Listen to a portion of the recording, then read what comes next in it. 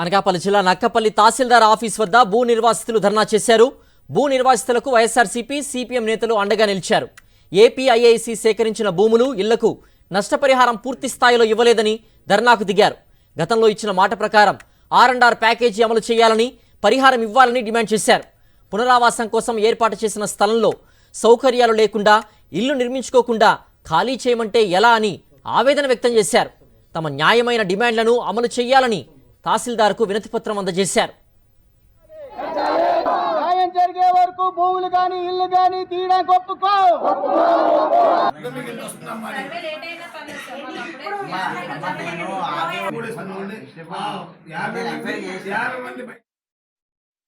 Purchase land number 90లో ఇళ్ళు, షెడ్లు ఉన్నాయి.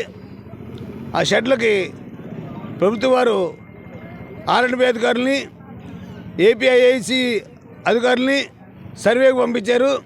ఆ అధికారులు సర్వే చేసి ఎస్టిమేషన్ వేశారు.